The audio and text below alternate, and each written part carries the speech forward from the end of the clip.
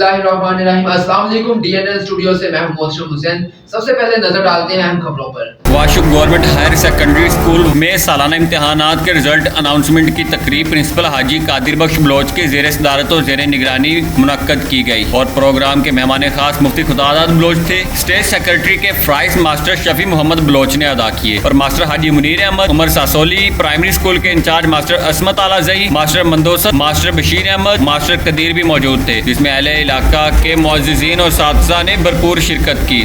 Programme में school के तलबा ने हम्दोनात इंग्लिश और उर्दू में तकारीर की। प्रोग्राम में मुफ्ती खुदादाद और प्रिंसिपल वाशुक हाजी कादिर बख्श बलोच ने खिताब करते हुए कहा, कोई मुल्क, कौम और इलाका तालीम के बगैर तरक्की नहीं कर सकता। तालीम इंसान के लिए इतनी ज़रूरी है जैसा कि जिंदा रहने के लिए इंसान के लिए खुराक व पानी। इंसान को चाहिए कि वो माँ की गोद से लेकर गोर तक इल्म हासिल करने की कोशिश करे और तमाम तालिब इल्म की हौसला अफजाई के लिए सालाना रिजल्ट अनाउंसमेंट प्रोग्राम को साथिज़ा कराम और वालिदैन ने बड़े शायाने शान तरीके से मनाया और पोजीशन हासिल करने वाले तलबा को अवार्ड और इनामात से नवाजा गया। प्रोग्राम में शिरकत करने वाले मेहमानों को एजाजी टी पार्टी दी गई और आखिर में प्रिंसिपल हाजी कादिर बख्श बलोच ने सबका शुक्रिया अदा किया। Report Abdul Haq एजबाड़ी, DNN news, रक्षान division, Balochistan.